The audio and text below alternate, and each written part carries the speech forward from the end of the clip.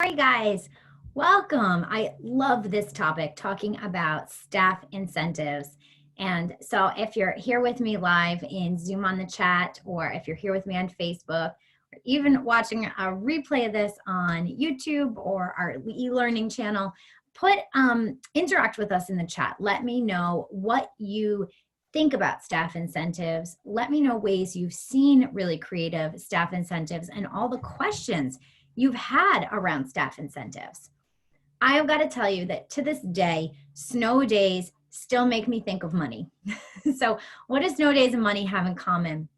When I was in college, I worked at a restaurant. I went to college right downtown Boston at Boston University, and in the heart of Boston was Kenmore Square, really hoppin' place, and there was a brand new restaurant, really high-end restaurant, like Anyone Who Was Anyone. It's right around the corner from Fenway Park where the Red Sox play, and so in the summer it was busy. In the winter it was really romantic in there in that little area, and so people would come for company dinners and holiday parties and getting together with friends. And I was a hostess. I didn't make a whole lot of money as a hostess, and I was in college. I think I worked like one day a week just for some extra spending money.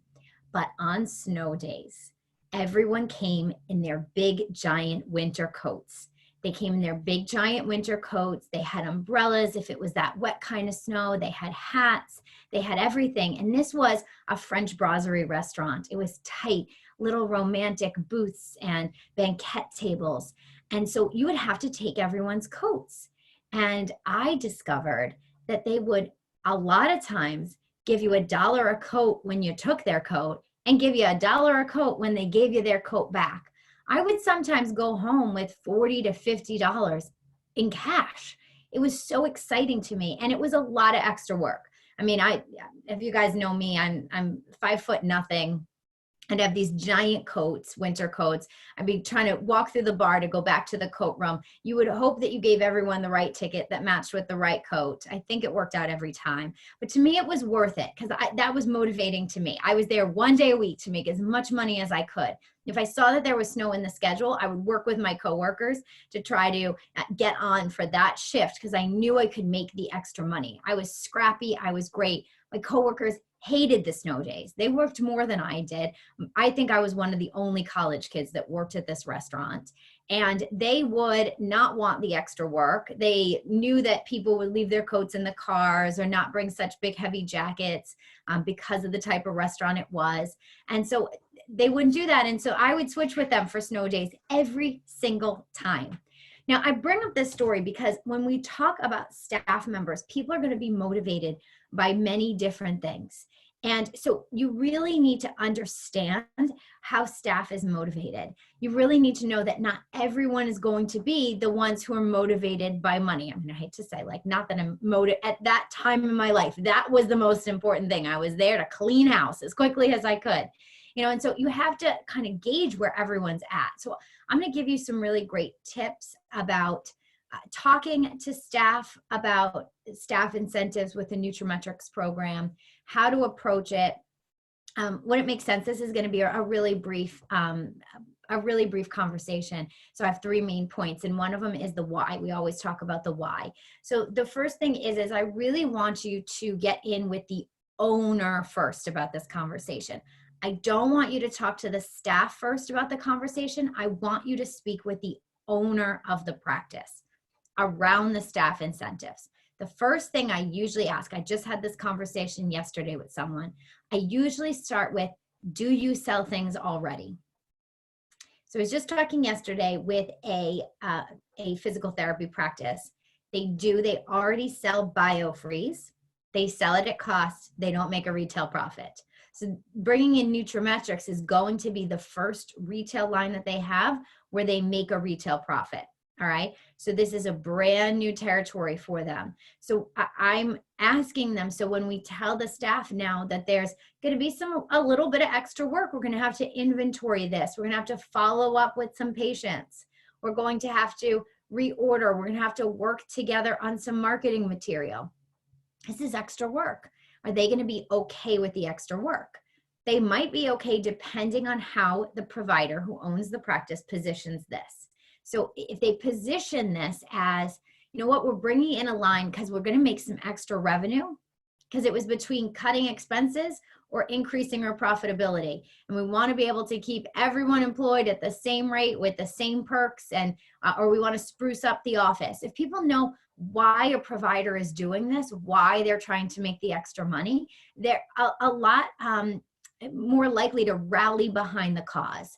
I mean, how many times we've seen this right now with a lot of offices, with a lot of companies saying, we have to decrease operating expenses. We've heard about, you know, CEOs that are taking pay cut decreases. We're seeing where all the employees would rather take a bit of a pay cut rather than furlough or lay people off. You know, we can have honest conversations. I really think in the workforce, I think that people love honesty and love transparency. I mean, this is my own opinion, not the opinion of nutraMetrix, but I think my mom taught me honesty is the best policy. So that is something that I really do like to start with is, you know, when the practitioner can come to the table with the vision and the mission. And, you know, we never want them to say, listen, we're in debt here. You know, those student loans cost me a lot. It doesn't have to be like that. But, you know, and there's other practices that bring this in, and it really is. It's like, listen, we're bringing this in to stay competitive because other practices are offering wellness. We need to start offering wellness. Now, I think that staff kind of gets it. So you don't want it to be a burden on the staff. You don't want this to be something extra that they weren't prepared for, and you want it to be a team effort. It is not you as the nutraMetrix consultant. It is not your program. It is the provider's program. So you have to remember that. If they can come in and they can explain it, it is their program. They're going to rally their team around it. So don't miss that part of the conversation. I love getting the whole staff together. So we can stand all side by side. I tend to try to stand with the staff. I'm like, listen, I'm a staff member. You're not paying me, but I'm here. I'm on your side. So body language is really important, you know, in sales situations, in life. I mean, I have 3 kids, and I try to, when I talk to kids, and I don't know if there's any other parents that have had this as a tip, but when I try to talk to my kids about something really serious, I try to make sure that I'm not over them. I really try, if you know, Ella's upset, I'll go and sit on her bed next to her. You know, and when Brody, something happens with him, or I'm like, dude, you just can't Superman off the couch anymore. Like, you're gonna break your face off. You know, I try to get down to his level. And I find that really helps with communication. And I learned this in sales. If someone's sitting, you're sitting. If they're standing, you're standing. You really try to position yourself the best you can. And so for this, I'm going to say, try to side with the staff. It's going to be really important in this conversation. All right. So that's the first part of this. The second part, the what. What are we talking about here when we're really talking about the staff incentives? We're talking about, we're selling, daily essentials. We have a box of daily essentials. The office buys it at 55. They sell it at 77. We have the margin, the retail profit margin. All right. So the easiest way to do this is to track all the retail. But I got a lot of questions for you that you got to ask your providers. And the first one is going to be, are we tracking just what's sold off the shelf? So if I put a bottle of daily essentials and it sells in an office, is this the one, or am I also tracking online orders? How involved is the staff in the online orders, following up with those customers? You know, where do we want just the in-office sales percentages tracked, or do we want all retail sales because staff members have a hand in all of that? It's going to get so confusing, and I know practices have done this where they're like, okay, this bottle of daily essentials, this front desk staff person talked to this patient, so they're going to make a percentage of it, and that box was, you know, talked to by that medical assistant, and so they're going to, I think it's way too complicated to do that. I'm kind of a like all for nothing, you know, type of person. All for one for all, you know, like, let's just rally the troops and make this a team sport. Let's make this a team sport. So I think that's the best. But are you going to track online and offline, or just the offline, just the in-office sales? That's really the question. I have seen, this is another thing that gets a little confusing, where multiple providers have nutraMetrix accounts in the office, where to be able to feed their inside legs, different practitioners are placing orders for the office at different times, and then they need to be made whole when things are sold. So they place, let's say, a $300 order for a product. That provider who ordered it then wants to make at least, the cost back on that product.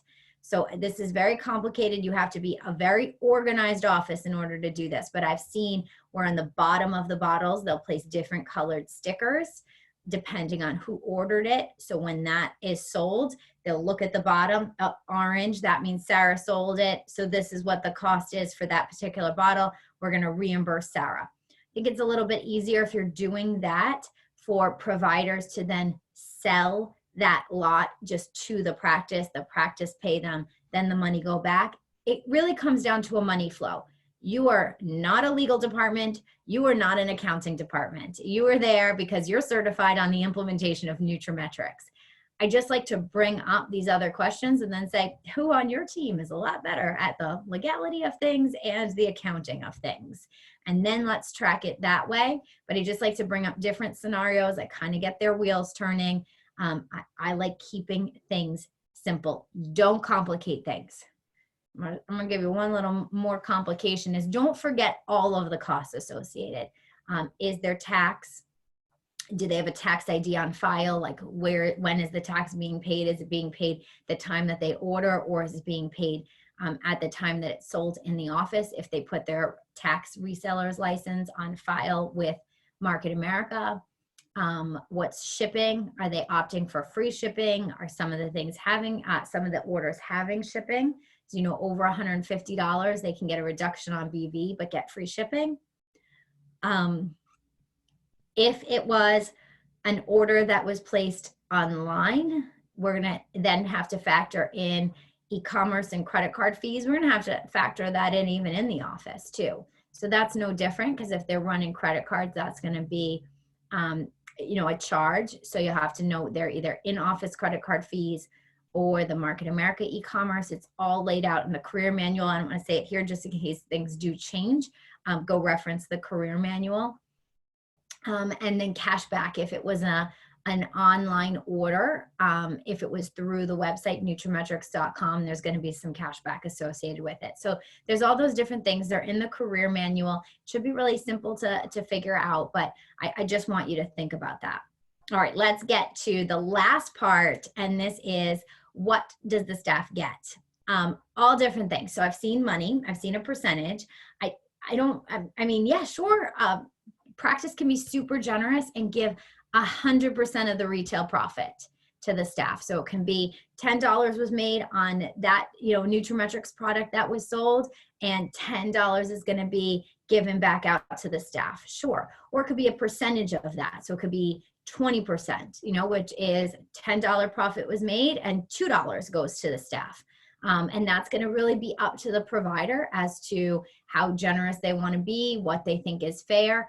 The other thing is, guys, is nothing set in stone. You don't decide something and you don't say and this is how it will be until the end of time. The practice I was talking to yesterday, I said, let's sell a couple bottles and see how that makes you feel. Does it feel fair? Does it feel right? Is it overcomplicated? It's not like tomorrow you're going to have $1,000. It's like, let's sell one bottle at a time, kind of track how the money's flowing, see how that makes everyone feel, see if that's fair, see if it's simple. I have seen gift cards being given out. So, and this, again, I'm not an accountant, I'm not any legal advice, but I just know, with my father, who had a private practice for over 25 years, and he tried to run as much as he could through his American Express, because get lots of points, and you can go on to a lot of credit card companies and, get different gift cards and things like that. That's basically free because it's with the points. And so, it's a way that it's not taking really money out from the practitioner. Just thinking of different ideas. I've seen gift cards used, and I know that that's a way to be able to do that, and you can go on and get some gift cards. So it might be, you know, when the retail profit accumulates to $100, you know, the 5 staff members are getting a $20 gift card, you know, something like that. I've seen that. I've seen physical gifts. I've seen, you know, like a goal, you know, when we get to $10,000 in sales, you know, what do you guys want? Do you want the Coach pocketbook or Ray-Ban sunglasses? You know, I've seen actual physical gifts. Sometimes that's the culture of the staff. Sometimes that's really what they want. And that's a lot of fun. I've seen a percentage of the retail profit get allocated into a fund where then it's, you know, once a month, we're going to see what's in that fund, and we're going to just splurge on a really nice lunch for the whole office, you know, or we'll go out for happy hour after work one day. You know, there's lots of really great ideas that you can do around that. And then again, that's really like the team effort. That's like, we're all in it. Let's all have lunch. Let's all go out. You know, a lot of companies, a lot of businesses and practices aren't doing the holiday parties. They just don't have the budget for it. And so I think that being able to do things that are team building and it's funded by the retail profit. I had one office that I worked with, and they did this with all their retail in the whole office. So nutraMetrix was a part of it. And then there were a couple other lines that they were selling, and they set a goal. And they said they were tracking individual sales. They had a software system that could track everyone's sales individually. And so they would track it. And they said when you got to a certain level, she actually took her staff to Jamaica. So they did a whole team trip, and super cool. It was really fun to be a part of it because I was getting text messages and phone calls from the staff as they were trying to sell more product, and they were including nutraMetrix in that. And then it was really fun to watch their trip to Jamaica. They were all really proud of the work that they put in. And so the sky's the limit. You know, don't just think that you're limited to a couple dollars here and there. I mean, that made a whole lot to me working coach check in college, but you know, there's a lot of other things that can be provided to staff. You can make this really fun. You can be a part of something that's really cool. And I hope in the nutraMetrix group, you guys share some ideas and you share some tracking systems. And there's people that are whizzes we found in the field with Excel documents and tracking things. And, you know, if there's anyone that you've seen that's created something that's really cool, please share it with us because we're a whole big community. I'm open for all of that for sure. And I remember when I started with Market America, and I was working with, it was Steve Harris. He's an executive director with the company local to my area. And I was at, I think, one of Steve's basic 5 trainings, and never missed a basic 5 in the beginning. I said, until, you know, I get this business going, I'm going to be at every basic 5, every new one franchise owner training. I also didn't have 3 kids and a job at that time. So I had the luxury of being able to be there at every single training and just absolutely brainwashed myself to be a hopeless success.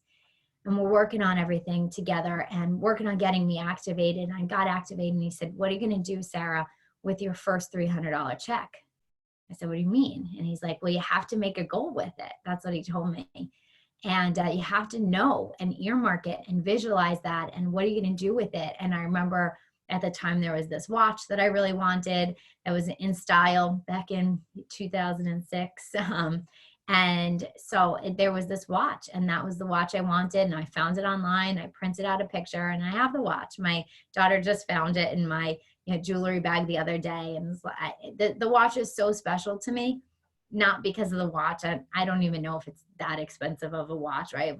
It couldn't have been more than $300. That's what I spent on it. And it's just like what it means to me and what I accomplished. And so, you know, just to think about, sometimes it can be just little things, and people are motivated by different things. Some people are motivated by the cash. Some people are motivated by the team experiences. Some people are going to be motivated by the gifts and the physical things. And so just to find that staff motivation. And so I hope this has been helpful just to kind of get your wheels turning about some ideas around staff incentives and your role as the nutraMetrix consultant to bring up just different ideas with your practices. You guys have any questions in the chat? Anything you want me to discuss? Carmen, thank you. The lighting today is just, it's like not a cloud in the sky. It's like some perfect lighting going on here. Has anyone seen anything cool in your practices in terms of incentives, or was there anything that I brought up on this today that you were like, huh, it's an interesting idea? Not all at once. I don't know if I can go to Facebook and see the comments.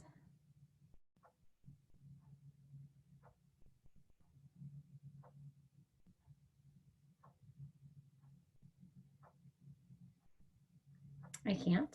So, all right, guys. Well, thank you so much for being a part of this here today.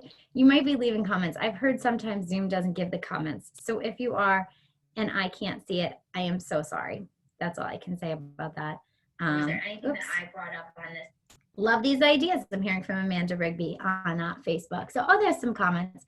All right, perfect. All right, thanks, guys. So if there's nothing else, no questions, I will see you tomorrow. I am interviewing Marianne Nutt, who's on here as our first kickoff of our health professional interview series. So Marianne, I'll be in touch later, and I'm looking forward to that. Okay, bye, guys.